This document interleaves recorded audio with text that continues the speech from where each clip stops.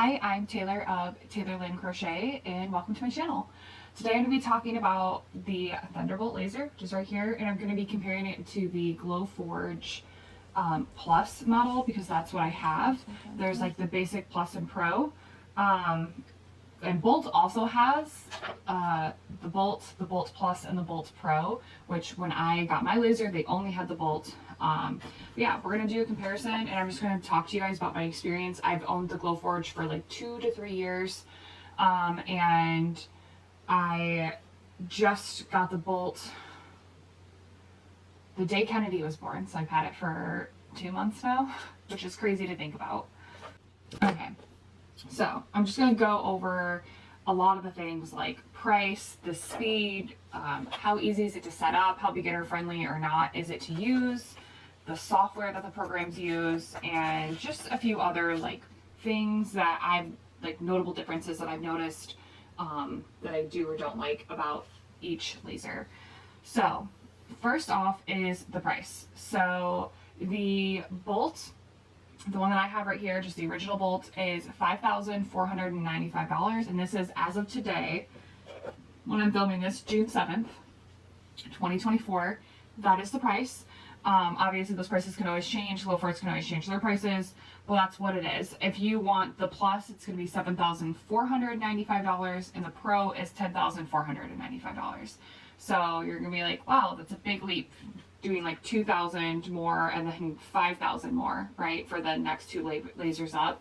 I believe the bed size is different on the Pro, but basically the engraving speed goes from 1,000 millimeters per second to 1,500 millimeters per second, which is like 50% faster than the original Bolt, which this one's already really fast. So it's crazy to me to think that it can go 50% faster on an upgraded machine. But I'm going to be specifically talking about the original Bolt today, the one that's $5,495, because that's the one that I have. I think that it's the most comparable to Glowforge anyways. I think the Plus and the Pro are like so far above Glowforge that it's not even really comparable, other than the fact that it's desktop laser size. But like if you're definitely going into lasering to do a business, then I think the Glowforge is more of a hobby laser. And it definitely can be turned into a business. A lot of people have started their businesses with Glowforge, but they soon upgraded to a different company and a bigger laser. And we'll talk about that later. But the Glowforge for the Plus, the model that I have, it's $3,999. So basically it's $4,000 for the Plus. For the Plus HD, it's $5,000. So I don't know what the difference is between the HD and the regular, because they have the Plus H and then they have the Plus HD, and the Glowforge has the Pro and the Pro HD. And I was looking on their site, and I think maybe it's speed, but I couldn't, just off of like first glance of going on and looking at it, I couldn't figure out what the difference is between the two to like a very big degree. But there must be something if it's $1,000 more. So basically the Pro is more than the Bolt, but the Plus is less than the Bolt. So the Pro is $500 more and the Plus is $500 less. So do with that what you will on that information, but that's just the pricing. So you can see that they're both in the same range, price range of a hobby laser at home. So if you have been looking for a laser, you want one that fits into your office, into your craft space, it doesn't take up a ton of room, because some of these lasers can take up a lot of room. They're very, very heavy. I think this was 200 to 230 pounds maybe. My husband and his friend carried it out of our garage, up our stairs, through the doorway, and into my craft room without a problem. I didn't have to take any doors off. I didn't have to do anything crazy. I just have it on this metal table that I got from a business closing sale. And it's sitting on that. A lot of people put them on husky carts. The Glowforge, I liked mine at countertop height because I'm taller and I'm like bending over all the time to like look into it. But I know a lot of people put them on desktop heights. That's on a desktop height. The Thunderbolt is taller, so I don't think it would be really hard to use it on a countertop height table, which is why I had to rearrange my craft room a little bit to accommodate this laser versus the other one, because it was set up for my Glowforge. But yeah, so the next thing I want to talk about is the speed. So I can only go off of what my personal experience is, and comparing speed, and I'm going to tell you why in a second. But basically, I feel like the Thunderbolt is about 30 to 40% faster than my Glowforge, maybe even more, honestly. And the other thing is, so here is a engrave test that I did on my Thunderbolt laser. This allows me, if I wanted to do like a super fast and a super light engrave or whatever, I could pick something here. Because I've seen a lot of laser, other laser businesses who have these really cute designs, something like this. This one is scored, it is not engraved, but they have it where it's engraved super, super, super lightly. And it's super cute because I like the light engraving. I think it looks adorable. Well, I can do a really light engraving at 1,000 millimeters per second, the max speed that my machine can do, and only use 20% or 30% power and get a really beautiful light engrave on this. Where the Glowforge, I just feel like it would take 3 times longer to do the same thing. Because I don't know what Glowforge's max speed is, but I know it's not close to the Thunder. Because even if you do a really light, like if you're at full speed and you do high power or low power, the speed is the speed, right? The thing about Glowforge is they do not list their laser speeds anywhere. They do not have them on their site. They do not tell you how fast their laser is. What they do is they compare their laser to other laser models that they've manufactured. So they have the Aurora or the Spark. I think those are their two, like their very hobby, lower end, very much smaller countertop lasers. And so they'll say like, oh, the Aurora is 2 times faster than the Spark, and the Plus is 5 times faster than the Spark, and the Pro HD is 12 times faster than the Spark. But we don't know how fast the Spark is, so we don't know how many millimeters per second it can engrave, like what's its max speed or anything like that. And part of me feels like this is like marketing brilliance by Glowforge, because I, from personal experience, feel confident in saying that their laser is not as fast as like the Thunderbolt or other comparable lasers, right? And so that people don't get super caught up on how fast can I make things, because if you're going to be a business, you want to make things as fast as possible at the highest quality as possible. So knowing how fast your laser is pretty important to know. But if you're new into the laser world, Glowforge has marketed themselves as like the easiest plug and play laser on the market. So even though you might not realize it's slower than the other lasers that are available that are in the same price range, you know what their fastest model is that they offer, kind of thing. It's just like a really weird thing. So the Bolt can go 1,000 millimeters per second. If you got the Plus, the Bolt Plus, it's 1,500 millimeters per second. I don't need that for what I do in my business. You might need that if you do a lot of engraving. If you engrave tumblers or something, and you plan to sell tumblers in bulk, I think upgrading to the Plus of the Bolt would be worth it. But we'll get to that later. But yeah, it is crazy to me how much faster my Bolt is than my Glowforge, and I can't tell you exactly. I might be able to run the same file on my Bolt and my Glowforge and tell you how long each of them take, but that's the only speed comparison I'll be able to do because the Glowforge does not share their speed information. I will say though that Glowforge is in the middle of doing an update to all of the Glowforges to increase their speed to make them, up to 2 or 3 or 4 times faster, right? Depending on what laser you have. And I have not used the update myself yet, but sorry. I have seen in a lot of laser groups, people who've gotten the updates are all of their settings that they previously had, they have to refigure out all their settings, which if you're just buying a laser, you don't have to worry about that because you didn't figure them out to begin with. But if you already had a laser, having to redo your settings when you've had like foolproof settings for like a year or even a couple months, it's kind of frustrating. So I know a lot of people are frustrated with that, but also a lot of people are getting these weird lines through their design and they don't really know what's causing it. Glowforge really hasn't spoken about it yet. It's a lot of the Glowforge provided fonts that you do right in your laser that are supposed to be laser friendly fonts. So it's not something an issue with the file. It's files that people ran fine before the update, maybe even ran it fine once or twice after the update, and then the third time all of a sudden they get lines in it. So it seems to be really hit or miss. It's not like oh, this file gets lines through it and this file doesn't. It's like this file ran fine 3 times and the 4th time it didn't. So then people are throwing away material, cutting boards, whatever they're engraving on, right? Wood, acrylic, etc.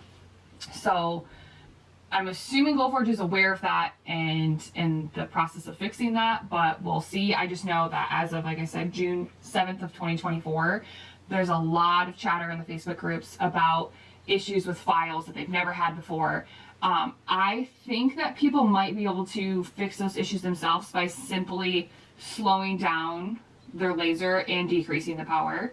So if you have a Glowforge and you did the update, or the update happened, I guess, because it's automatically happens to your machine, and you're having that issue, I would try that before I try anything else. Just because logically, if they increased the speed of your thing, if you decrease the speed, but you also want to lower the power, because if you're going slower, then the engrave will be deeper. So if you want to keep the engrave the same shallow depth, you also want to decrease your power. But I would think that that would help fix the issues that they're having until Glowforge figures out how to correct that. The only thing I can think of is that because it's going so much faster, that the laser itself isn't shutting off quick enough when the laser head goes back to where it started, and then that's causing the line to go across. Like maybe they just made it a little bit too fast for what the laser is capable of doing. So just something to think about. Like I said, Glowforge is increasing their speed, but they're definitely working out some glitches and some bugs right now. Let's talk about setting up the lasers. So the initial delivery, so you have to sign for your laser. I think I had to sign for my Glowforge as well. My Glowforge got delivered 2 or 3 years ago, so bear with me if I don't remember the exact protocol. Either way, you do not want these lasers sitting out on your front porch. You want to be there when they get there because you don't want them to disappear. You don't want them to get rained on. You don't want them to get damaged in any way, right? So you want to be there when your laser gets delivered. Thunderbolt called me, and it was supposed to be delivered, I think on like a Friday time frame that was going to be delivered, and for some reason my thing didn't make it to the local warehouse in time to go out in the shipment that day, and the woman said, well, I can deliver it in the next like couple days, and I was like, I'm actually due with my first child in like a week, so I don't even know if I'll be here because I'm super pregnant. And the one on the phone was really amazing because their warehouse can only hold the laser for a couple days. Like they have like a certain amount of days that they're allowed to hold it before they have to ship it back to Thunder. And so she was able to coordinate with me, and I was able to give her like my mom's contact information. So my mom was going to be here with the dogs if I was in labor, which I was. It literally got delivered on the day that my daughter was born. But yeah, so super nice people on the phone, at least for my local delivery people for Thunder. And it went really well. My mom said they just put it in the garage. And like I said, my husband and his friend brought it up into my craft room for me. They got it up the stairs, through the door, no problem. I also moved my Glowforge from my first home to here. Me and my husband did, and like I was able to carry that with him. I don't know if I would be able to carry this one with him, mostly because I was super pregnant, so we didn't try. And then I was postpartum immediately and didn't try. So we'll see how that goes if we ever have to move it. But I mean, I've nudged it over a little bit, so I think maybe I could. But the only difference of the footprint between the Thunderbolt and the Glowforge, if you're like worried about, oh my god, I have enough room, is the Bolt is taller. So the table size you need is about 2 foot deep by 3 feet wide for both lasers. Honestly, I think a little bit bigger table than that would be preferred for both of them, but that's like the minimum you need. But the Bolt is just taller. So I had my Glowforge on a countertop height, and I have this on tabletop height. If you're a shorter person, you could have the Glowforge on tabletop height. I'm 5'9", so I didn't want to like bend over my laser all the time, so I didn't do that. And also, if you're a little bit shorter, maybe you'd want an adjustable table or a shorter workbench for the Bolt as well. But I'm pretty tall, so I like it at the exact height that it is on my tabletop. So something to consider as well. But setting them up, pulling them out of the boxes, basically you take off the outer packaging, there's some interior packaging. I think Glowforge has a video where they show you how to pull out all the different plastic pieces. They're bright orange, so you can't miss them. Thunder Laser has a video on what zip ties you need to snip in order to make everything so it can move. and all of that. So they both have great videos to kind of lead you through that initial setup. And then Glowforge, for your first cut, they send you materials. Like, I'm pretty sure every time you order a Glowforge, you get like materials, like samples or something. And so you can stick the board in, the Glowforge camera will scan the QR code, and then it will automatically input your settings for you, so you don't have to do any settings to figure them out. And then it will give you a few projects to pick from for your first cut, for you to do. Thunder Laser has all these videos to show you each part of the setup and different things. The videos are very in-depth. I didn't need to do all of them because, again, I've already owned a laser before, so some of my knowledge from Glowforge definitely has carried over to Thunder. I put in my materials. They have a sheet that tells you all the suggested settings based on what's, like, if you have 1/8 birch plywood, they'll have, like, this is the setting. We suggest this speed and this power for cutting. And that's just to give you a jumping off point. And same with Glowforge. If you have, like, for example, 1/8 walnut on Glowforge, Glowforge is going to scan the QR code, and they're going to have the settings that they have for their machines for their material. If you're using a material from someone else, let's just say from Smoky Hill Designs, that's where I get a lot of my wood from. If I was buying walnut from them, I could use the settings for Glowforge walnut to give me a starting point, and I might have to, like, increase my power or decrease my speed or make some little adjustments for it to cut all the way through, because it's technically a different wood. And it's the same thing with Thunder. Thunder doesn't sell materials as far as I know. I should probably look that up. But they do sell different lenses so you can cut through. For example, my this is the same test cut at the same speeds and the same percentage of power. This is the 1.5 millimeter lens, and this is the 2.5 millimeter lens. And I think they have up to a 4-inch, or sorry, 1.5 inch lens, 2.5 inch lens. They have a 4-inch lens. And it's something with the depth of designs. Like, if I was going to do engrave on a tumbler like this, I'd want to use the 4-inch laser because its ability to focus. Like, if you use a 1.5 inch and engrave this, right here, your design might get blurry. So I don't understand the science behind all of that or the mechanics, but it's what I've learned from perusing in laser groups, that for engraving tumblers, a lot of people prefer the higher lenses, like the 4-inch lens. But my 2.5 inch lens can cut through much quicker at lower powers than my 1.5 can. But my 1.5 can engrave in so much detail compared to my 2.5. So, depends on what you want. If you want it for cutting or engraving, you got to figure out what you need. But, like I said, Thunder Laser has this. This is a file that's just included in Lightburn. They also have a different type of file you can download right from Thunder's website. I just used the one that was in Lightburn since I have the Lightburn software.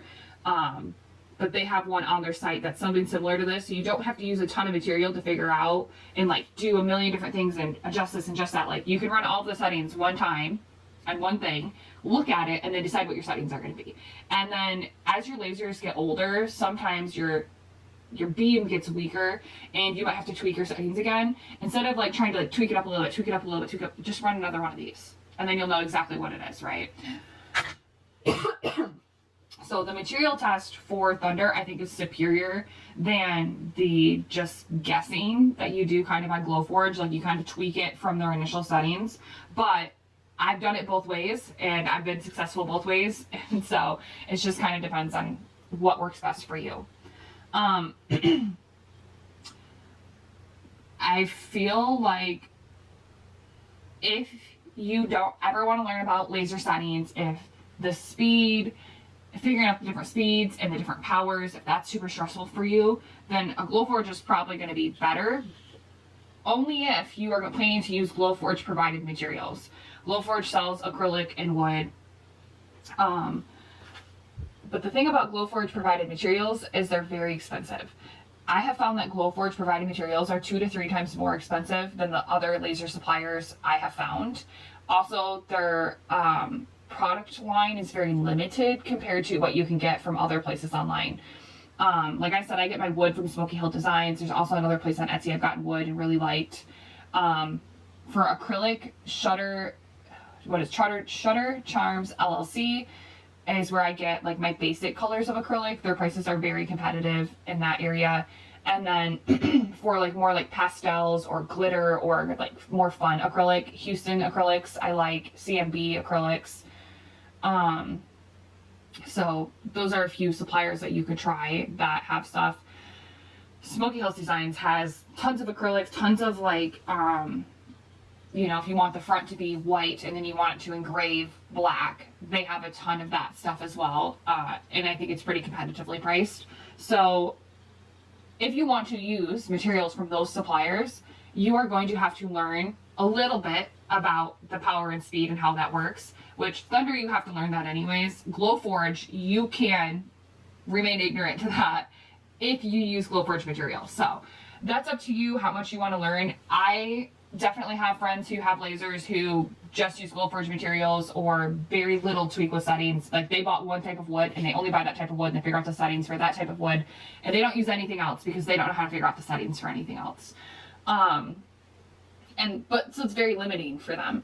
But if you don't want to be limited by like your knowledge of that stuff or if you don't want to be limited by the knowledge that you have for Glowforge or by the materials that Glowforge sells or the price point at which they sell it, then you're going to have to learn a little bit about the settings anyways. And so therefore that's kind of what makes them equal.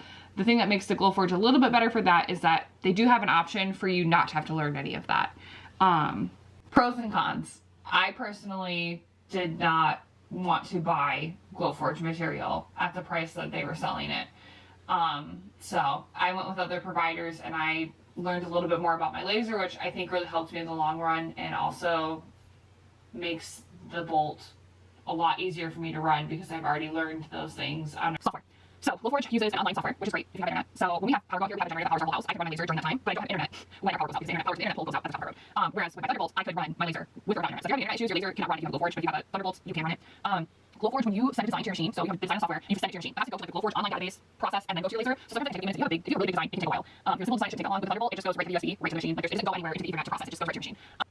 The softwares themselves, I use Lightburn. I think, so it's RD Works, comes free with Thunder. I have not used that. I just have the Lightburn and I prefer that. Lightburn, in my opinion, is a very, very, very simplified version of like Adobe Illustrator. Adobe Illustrator is very complicated and there's a million tools on there, but I have been learning how to use Adobe Illustrator to design files, but also designing some of the simpler things I can design on Lightburn much easier, much simpler, because the tools are just very much more cut and dry. And I really like Lightburn. At first I was like, oh, I don't know if I'm gonna like, because Glowforge software seems so easy to me and it seems so intuitive, but I actually think I like Lightburn better simply because when I make my designs and I want to outline something or change the shape of something, when I do it on the Glowforge software, my edges aren't as smooth. Like my circle wouldn't be a smooth circle like the circle edge here is. It almost is like kind of like a hexagon. Like it's like not a perfect circle. A lot of times when I design things, I don't know why in there. I've just noticed that from a designing perspective, and maybe I'm doing something wrong in the Glowforge software, but when I use the outline tool, that's when I found that this happens the most, and that's probably one of my most used tools. So I just have found that I like it significantly better. Like I used the outline tool for part of this design because I was combining different elements, and that was the way I wanted to combine them. And you can see like this is so smooth, it's not super jagged or anything like that. So I will say with my Glowforge, for the finished products and the cutting, I didn't notice it a ton, but I did have,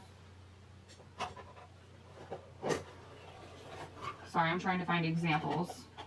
I did have a few people message me about things not being perfectly round, and that really bothered some people.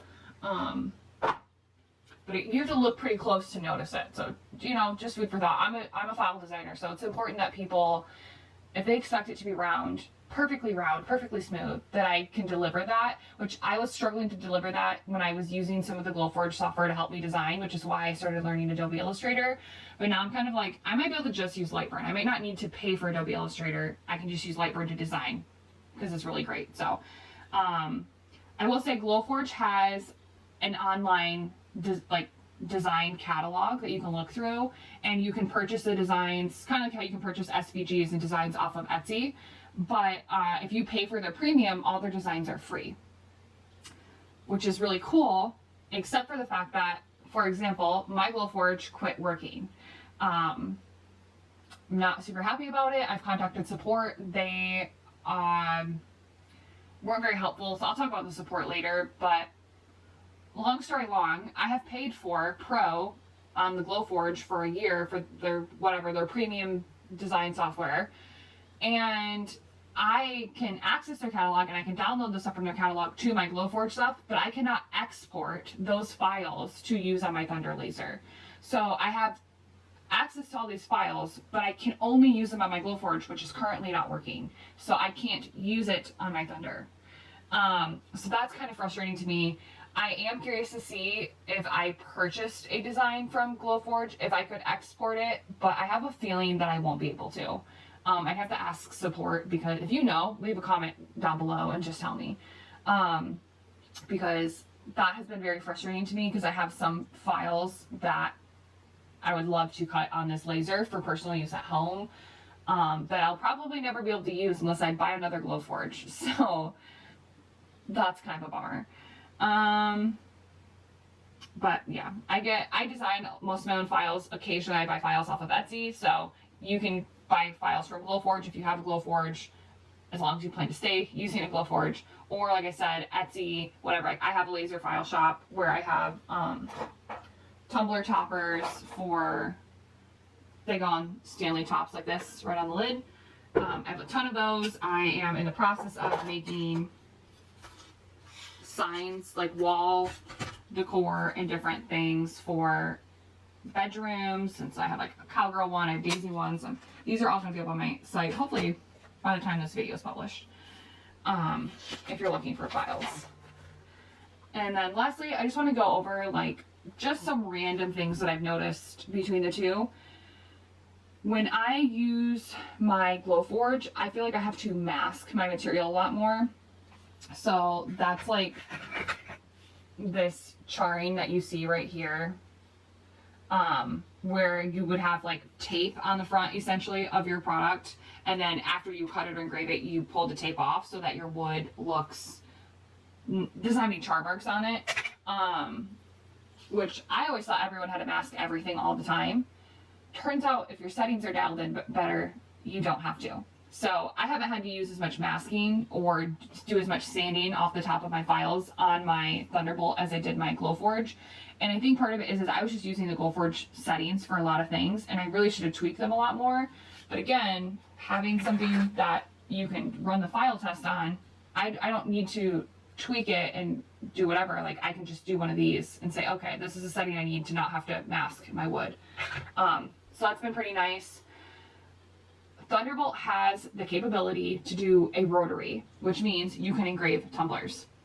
Glowforge does not have rotary capabilities, nor could you engrave tumblers anyways, because Glowforge, its bed is only 2 inches. So, get on my scale here.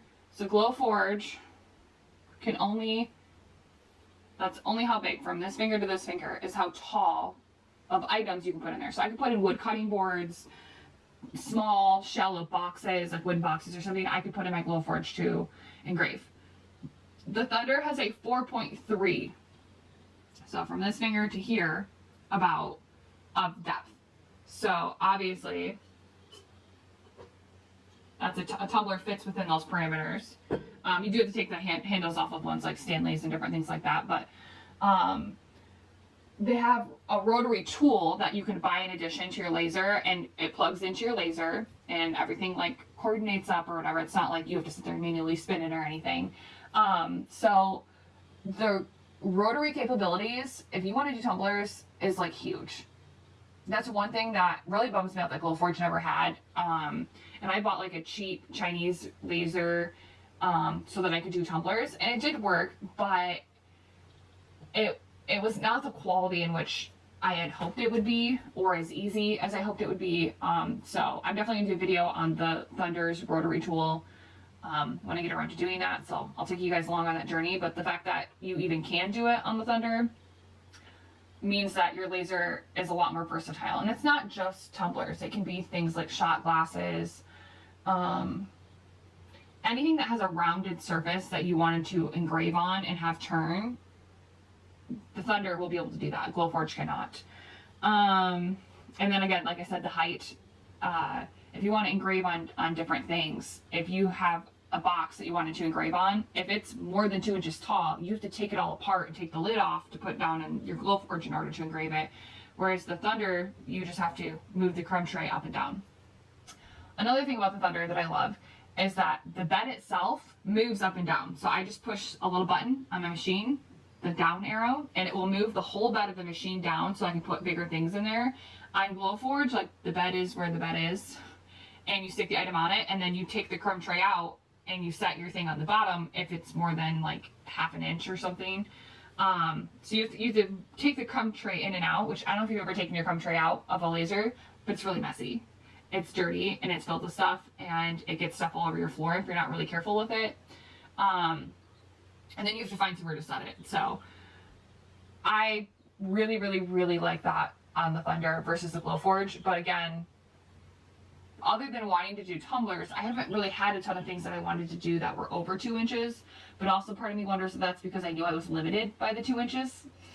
So we'll see how much I use the capabilities of being able to engrave up to 4.3 inches on the Bolt.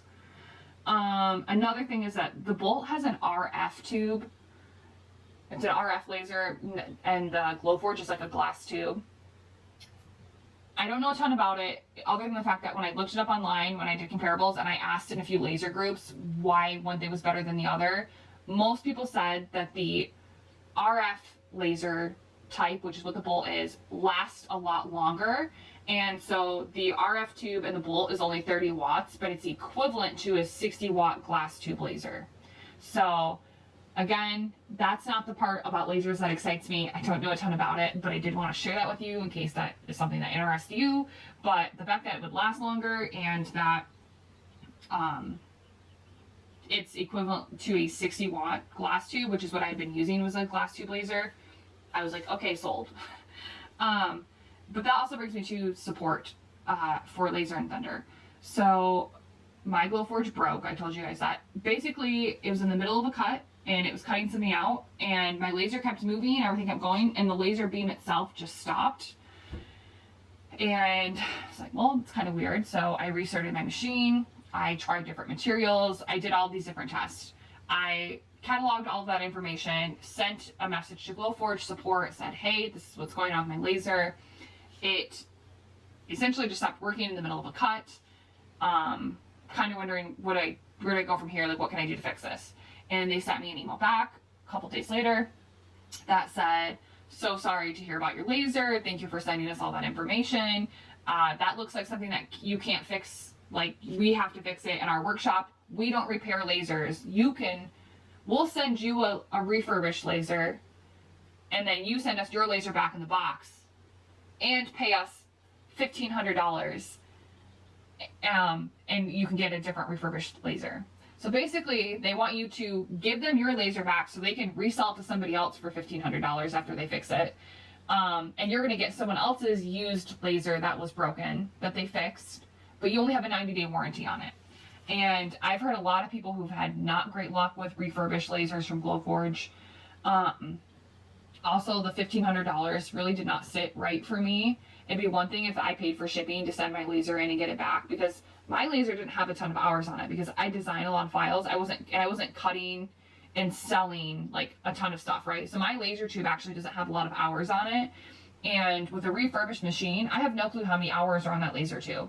That could be from someone who had a small business who was cutting 50 to 100 things a day, or it could be from someone who had a laser and only used it intermittently. So because of that, that made me really scared about getting someone else's used machine where I think that mine has less hours compared to a machine as old as mine from someone else. And I talked about it with my husband, and it went back and forth. And I reached out to a few laser companies. Thunder was one of them, and Thunder's obviously who I went with. And I was just really disappointed in the support from Glowforge. I'm in like the Glowforge community forums. I'm in a lot of laser Facebook groups, and it seems to be consensus of Glowforge is great if your Glowforge is working, and if your Glowforge is not working and you have to contact support, it sucks. So some people have had their Glowforge lasers for like 10 years since this Kickstart buy-in or whatever. So some people have had their lasers for a long time, have had zero issues, love their laser, whatever. Most people who've had a broken laser who had to contact support were very disappointed. I tried to DIY fix my laser myself based on some suggestions from laser groups, but what seemed to be what the most common thing is this red wire like had a burnout spot in it. I took my red wire out and inspected it, didn't find any burnout spots in it, so it must be my power supply that's the issue, and Glowforge does not sell the power supplies. There's no one I can go buy one off in like a black market of lasers. So basically, my Glowforge is useless unless I decide to pay the $1,500 to trade it in, or I can try to sell it to someone else who is more capable than I who can fix it. So not very happy with Glowforge support. Thunder support is all USA based support. I've only read good things about their support online. I personally have not had to contact them yet, but just based on the feedback from Facebook groups, I think it's going to go much better than Glowforge support has gone for me. And then lastly, the last thing I want to talk about is the camera. So a lot of the big companies like Thunder and Aeon and stuff do not have necessarily cameras in their lasers because you use different ways to align your stuff in the software. But Thunderbolt actually came with a camera, and you can align it, you know, using coordinates and stuff. And their camera is way more accurate than my Glowforge camera. So if I wanted to, for example, engrave on the back of my phone, and I wanted to engrave my name on my phone case, if I went on to Glowforge and aligned it via the camera, there's a 50% chance it's going to be a whole inch to the right or down lower or up higher. It's not going to be exactly where I placed it, where it looked like it should be placed in the camera, unless I place my phone directly in the middle of my laser, right? Which, if you're engraving on the back of a phone case, that's pretty easy to do. But if you're engraving something that's much larger and you need something that's on the top left corner, it's not going to be as accurate. Whereas my Thunderbolt, I calibrated my camera when I initially set up my laser, and everything has been, if I place a piece of material in my bed and I line it up on my camera, on my screen, everything has been exactly where it's supposed to be when it actually gets engraved. So the camera quality was amazing. I was really happy with that. So do with that what you will. They both do have cameras, so that's really nice. But yeah, I think that's my final comparison between Glowforge and Thunder. I personally prefer the Thunderbolt, and I'm glad that I own one. Glowforge was a great learning experience for me. Sad that mine stopped working, but I am also kind of happy because now I have this new machine that I like more. So Glowforge is still a great beginner machine for those people who want to do it as a hobby, but if you're leaning more towards the business side, or if you want to do things like tumblers, I definitely would go with the Bolt. Because the price is pretty similar as well. Why not, right?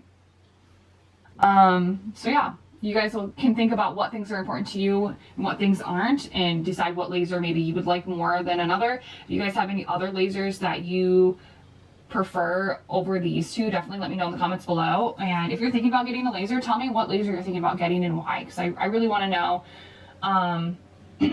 But yeah, so I hope you guys enjoyed this video, found it helpful, and I know I talk a lot and I ramble a lot, but it's all things that I felt were important and wanted to share with you guys.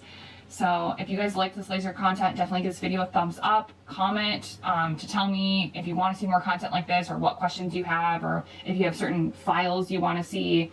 I have a whole like cowboy collection that I have coming out, or I think that's already out for the tumbler toppers, and then I'm going to release the sign soon. But yeah, definitely plan to do more tutorials here, and I'm really excited. And I'll see you guys next time. Bye.